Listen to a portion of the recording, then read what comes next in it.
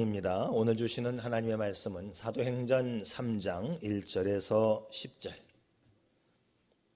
사도행전 3장 1절에서 10절의 말씀 제가 봉독해 올리겠습니다.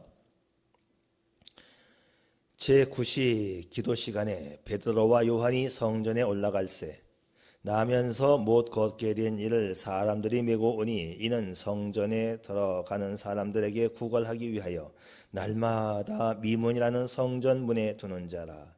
그가 베드로와 요한이 성전에 들어가려 함을 보고 구걸하거늘 베드로가 요한과 더불어 주목하여 이르되 우리를 보라 하니 그가 그들에게 무엇을 얻을까 하여 바라보거늘 베드로가 이르되 은과 금은 내게 없거니와 내게 있는 이것을 내게 주노니 나사렛 예수 그리스도의 이름으로 일어나 걸으라 하고 오른손을 잡아 일으키니 발과 발목이 곧 힘을 얻고 뛰어 서서 걸으며 그들과 함께 성전으로 들어가면서 걷기도 하고 뛰기도 하며 하나님을 찬송하니 모든 백성이 그 걷는 것과 하나님을 찬송함을 보고 그가 본래 성전 미문에 앉아 구걸하던 사람인 줄 알고 그에게 일어난 일로 인하여 심히 놀라며 놀랍게 여기며 놀라니라.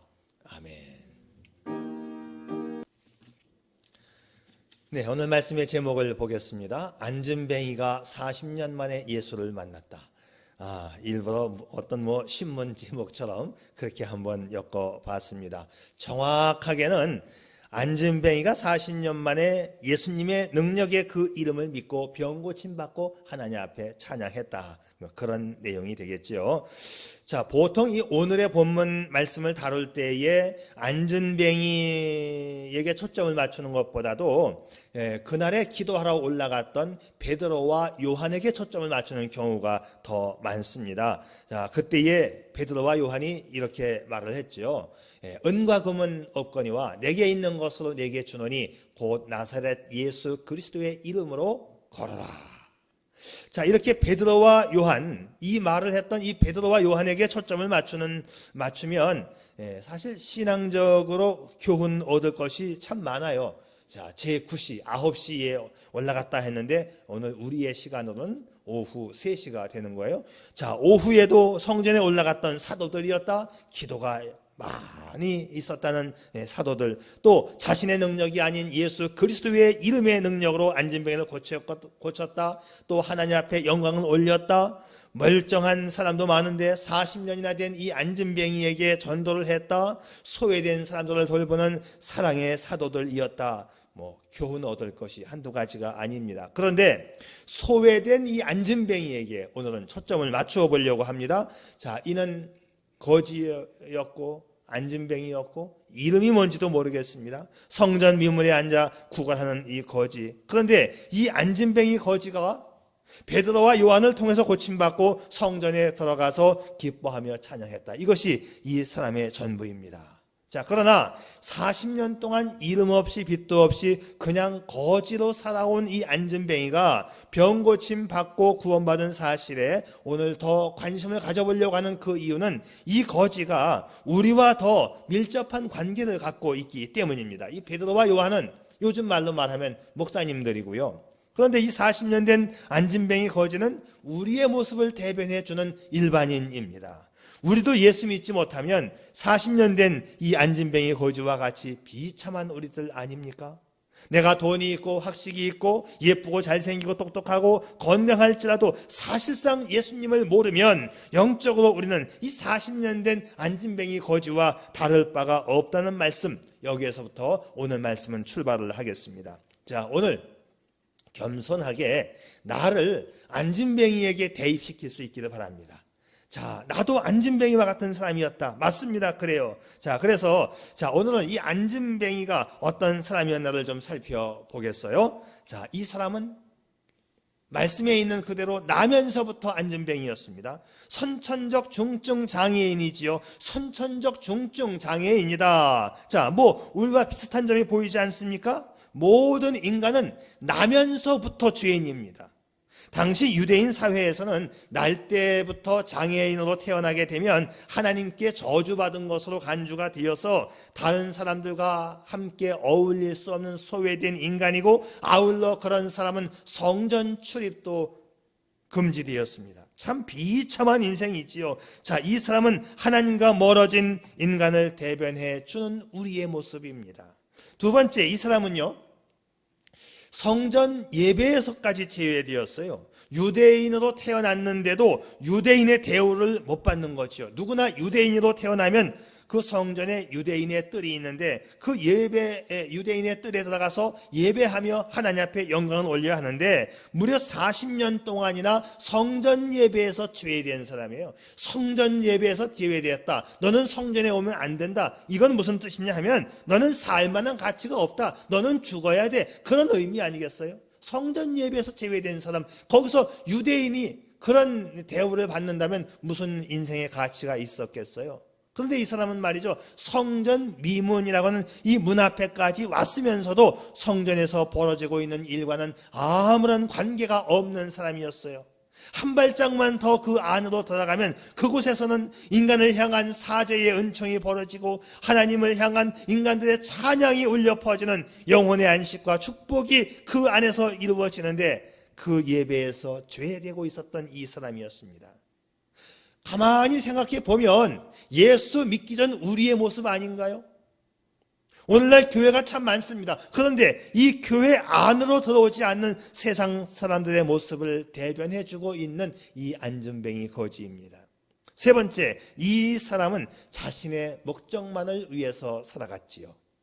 사회적으로, 종교적으로 차별을 당하고 나니까 이 사람이 할 일은 아무것도 없습니다. 그래도 살아야 하니까 매일 구걸이라도 해야 먹고 사니까 예배당 앞에 와서 구걸을 하는 거예요. 이 처량한 삶이 이 사람의 유일한 생존의 방법이었습니다. 어쩌면 이 사람은 하반신은 불편했을지라도 정신 건강은 정상이었을지 모릅니다. 아니, 영적으로도 건강했을 것입니다. 어쩌면 이 사람에게는 숨어있는 재능이 있고 탤런트가 있었을지도 모릅니다. 그런데 이 모든 것이 다 숨겨진 채, 능력이 발휘되지 못한 채 그저 그냥 구걸하면서 살아가는 비참한 인생이 되었던 거지요. 예수 믿기 전 나 중심으로 살던 우리의 모습을 대변해주고 있지 않나요? 그러면 이 안진뱅이가 어떻게 구원을 받았는가? 사람들과 단절되고 하나님과 단절되어 고독한 인생을 살아가던 이 사람이 어떻게 구원받았는가? 이것이 우리에게 최대의 관심사입니다.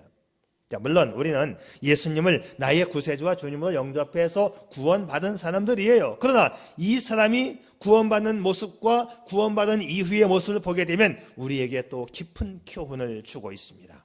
자, 앞에서 우리는 이 사람이 어떤 사람이었는가를 생각해 봤어요. 나면서부터 안진뱅이, 하나님 예배에서 제외되었고 자신의 목적만을 위해 살아갔던 이 사람, 이렇게 희망 없이 그저 먹고 살기 위해 살아왔던 이 사람이 병 고침 받고 구원받게 되었습니다. 저는 이 사람을 연구하고 묵상하면서 머릿속에 몇 가지 남는 게 있었습니다. 뭐냐? 첫째는 이 사람은 성전 앞에서 구걸했다. 저는 이 사실이 매우 인상 깊게 들려왔어요. 성전 앞에서 구걸했다. 이 점 특이하지 않습니까? 여러분 생각해 보세요. 돈을 벌기 위한 것이 목적이라고 한다면 사람들이 많이 지나가는 시장에 나가서 구걸을 해야 더 돈을 많이 벌 터인데, 이 사람은 날마다 40년 동안을 성전 문 앞에서 구걸을 했다는 거예요. 좀 이상하지 않습니까? 특이하지 않아요? 생각해 보세요. 오늘 이 시간은 제9시 오후 3시라고 했죠. 오후 3시에 성전에 기도하러 오는 사람이 주머니에 돈을 넣고 올 그럴 가능성은 거의 없잖아요.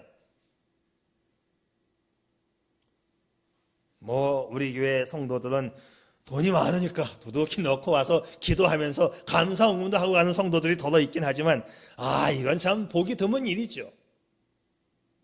저는 이 사람이 성전 앞에서 매일같이 구걸했다는 이 사실, 그것도 40년 동안, 자, 왜 그랬을까요? 한번 추측해 보세요. 이건 상상입니다만은 추측해 보세요. 이 사람은 유대인으로 태어났습니다. 어려서부터 가정에서 그래도 말씀을 들었던 사람이에요. 사람들로부터 소문과 기독량으로 말씀을 들은 사람입니다. 이 사람 마음속에도 하나님을 예배하고픈 간절한 소망이 있었을 것으로 저는 판단을 해요. 자신은 하나님을 예배할 수 없는 불구자이고 성전에 들어가지도 못하지만 기도하고 예배하러 오는 이 사람들을 통해서 내가 어떤 그 하나님의 능력과 하나님의 그 은혜의 부스러기를 내가 조금이라도 받게 되면 나도 병고침을 받고 나도 저 안에 들어가서 예배할 수 있지 않을까, 그런 소망을 가지고 40년 동안 성전 문 앞을 지켰을지 않았을까, 저는 그렇게 생각하는 거예요. 그래요. 그 사람 마음속에 있던 간절한 염원이고 소망인 것은 바로 그 사람도 저 안에 들어가고 싶어서 40년 동안 그는 불구자의 몸으로 성전 문 앞에서 구걸을 했던 것이지요. 그러니까는 시장으로 안 가고 교회로 날마다 출근을 했던 겁니다.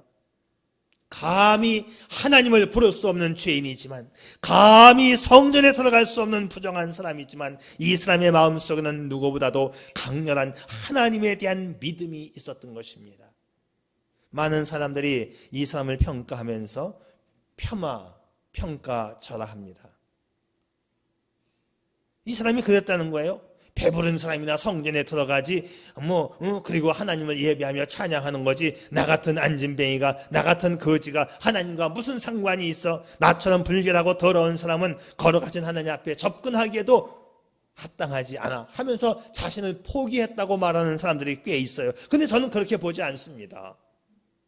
하나님과 하나님의 성전과 하나님께 예배하는 일에 상관없던 사람이었다면 날마다 눈총을 받으면서 그 성전 문 앞에 나왔을까요? 성전에 들어가 예배 드리고 싶었지만 그렇게 할 수 없었던 이 사람, 말도 못 꺼냈지요. 나 예배 드리고 싶어요. 말도 못했어요. 왜? 성전법에서 그런 사람은 성전에 들어올 수 없다고 규정하고 있기 때문에. 그렇지만 어떤 은혜의 부스러기라도 받으면 전능자의 능력으로 내 육신이 회복되어서 나도 저 안에 들어갈 수 있을 거야라는 그런 희망 때문에 이 사람이 40년 동안 성전 문 앞에 나왔지 않았겠느냐. 여러분, 날마다 하나님을 사랑하고 성전을 사모하고 예배를 사모할 수 있기를 바랍니다. 날마다 숨쉬는 순간마다 주님 앞에 이 몸을 맡기는 거예요. 슬픔과 두려움이 없어지고 주님의 그 자비로운 손길이 항상 우리에게 좋은 거 주실 줄 믿습니다.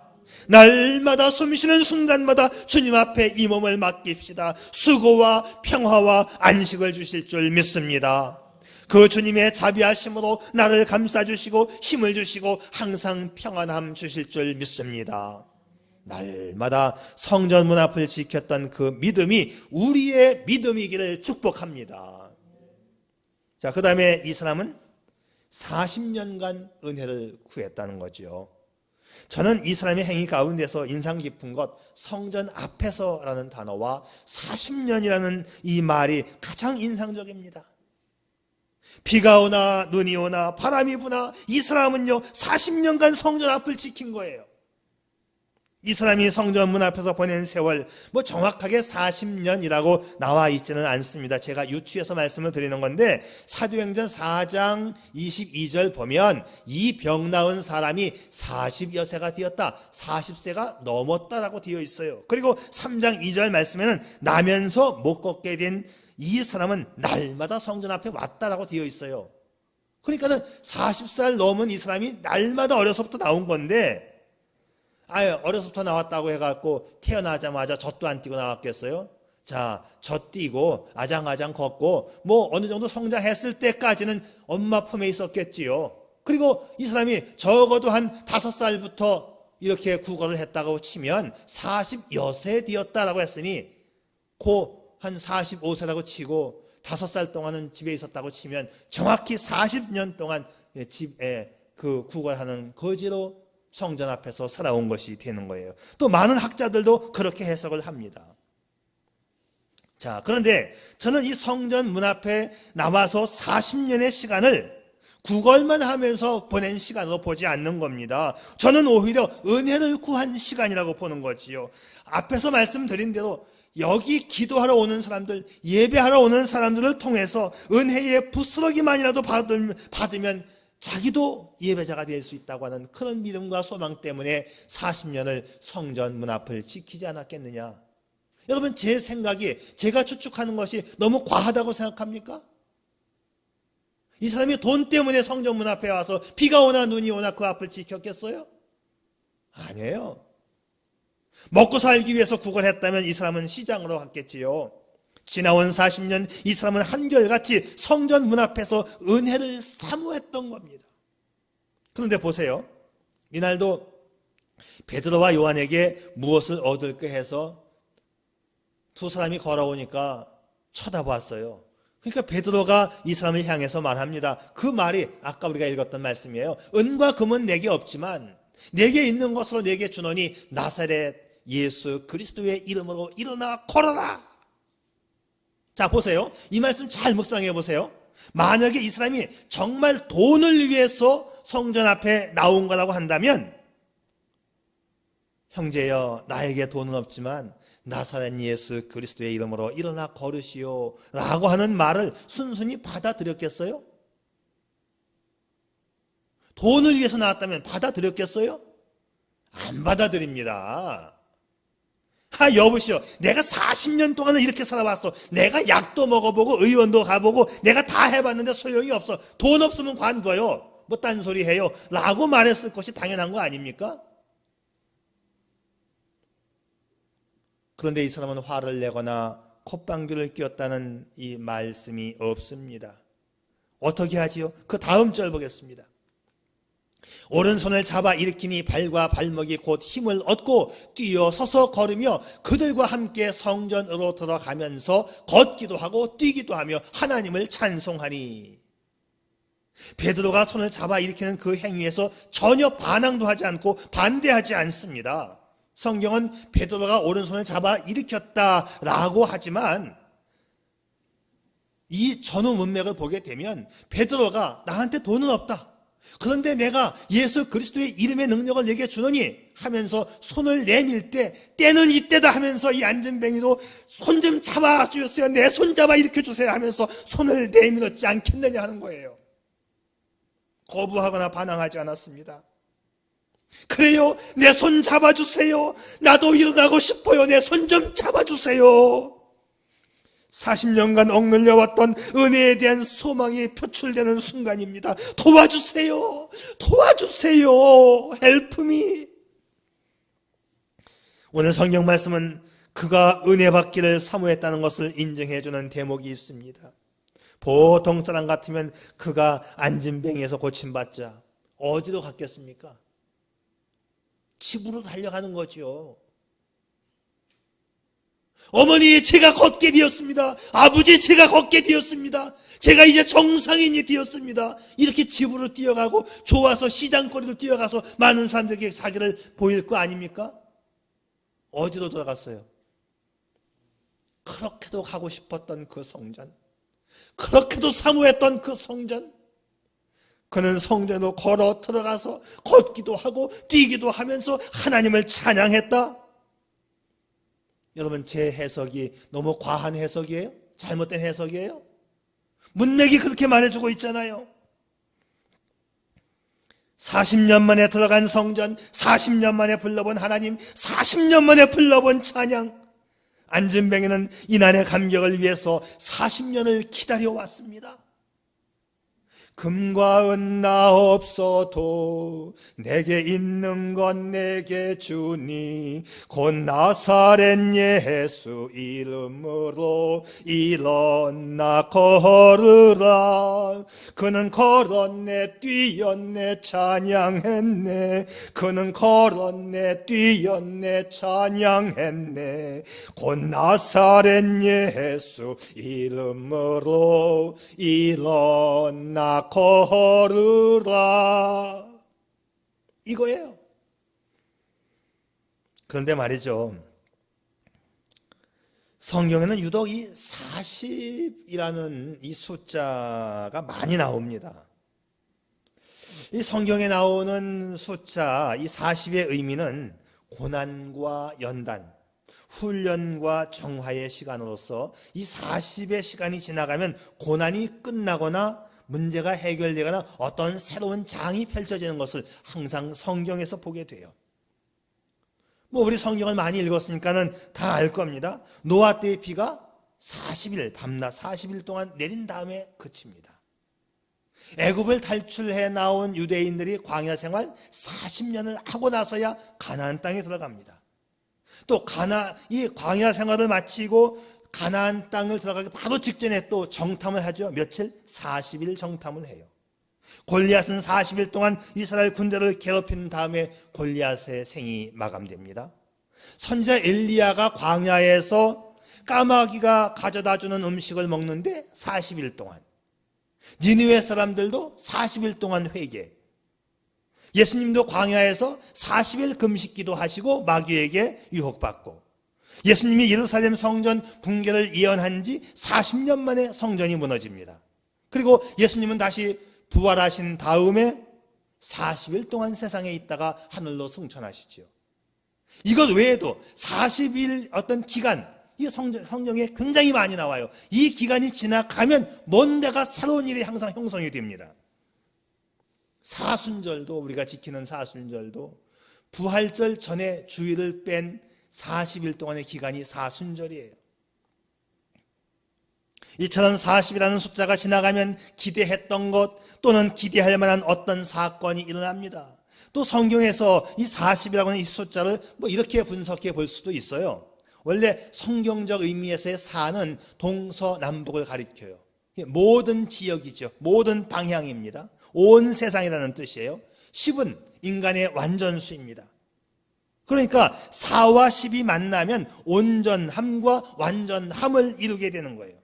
오늘의 주인공 이 안진뱅이도 40년이라는 이 세월을 성전 앞에서 구걸하면서 그러나 내심 40년 동안 하나님의 은혜를 사모하고 마침내 하나님의 은혜를 체험하게 되지요.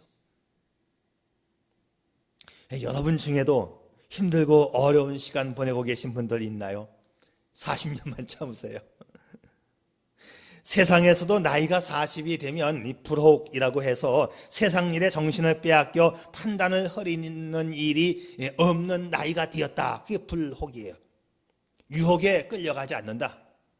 적어도 한 40년은 살아야 사람 구실을 제대로 한다. 그런 뜻이 되겠죠. 오늘의 주인공 이 안진뱅이는 얼마나 많은 세월 사람들의 눈총과 멸시를 받으며 눈물로 살아왔을까요? 그러나 그는 40년을 한결같이 성전 문 앞을 지켰습니다. 아니, 40년간 은혜를 사모한 기간이지요. 언젠가는 나에게도 은혜의 부스러기가 떨어지겠지. 오늘이 아니면 내일이 아니면 모레 그렇게 지나오기를 40년입니다. 마침내 40년이 된 어느 날 하나님은 그에게 은혜를 부어주셨어요. 40년은 완전함에 대한 상징적 숫자입니다. 때로는 40년이 안 되어서 하나님이 은혜를 부어주실 수도 있고 때로는 40년이 넘어서 보내주실 수도 있습니다. 사랑하는 여러분, 한결같은 모습으로 하나님의 은혜를 사모할 수 있기를 바랍니다. 세상에서 누가 불행한 사람인가요? 장애자가 아니라 영적인 장애자입니다. 불신앙의 사람들 아닌가요? 그러면 누가 행복한 사람일까요? 돈을 얻은 자가 아니라 예수 이름의 권능을 믿는 자가 행복한 자가 되는 겁니다. 한결같은 믿음으로 하나님의 은혜를 사모하고 체험하며 하나님 앞에 영광 돌리는 여러분 되시기를 축복합니다. 하나님이 우리에게 주신 최대의 선물은 다름 아닌 예수 이름의 선물, 예수 이름의 선물을 믿는 거예요. 예수의 이름을 믿는 자에게는 구원을 얻는 새 생명의 역사가 일어나는 거지요. 예수 이름을 믿는 자에게는 질병이 물러가고 사탄이 물러가고 가정의 행복이 찾아오는 것입니다. 사랑하는 여러분, 오늘 당신의 아픔이 뭔가요? 가난이 문제인가요? 이 안진뱅이도 가난했습니다. 육신의 질병이 문제인가요? 이 안진뱅이 사람도 40년을 앉아서 살았습니다. 말 못하는 마음에 상처가 있나요? 이 사람도 하나님과 사람에게 버림받은 지 40년의 세월을 흘러왔습니다. 저는 이 안진뱅이가 정말 순수하면서도 굉장한 믿음의 소유자였다고 저는 생각해요. 안진뱅이에게 전혀 믿음이 없었다면 그는 이런 고침받지 못했어요.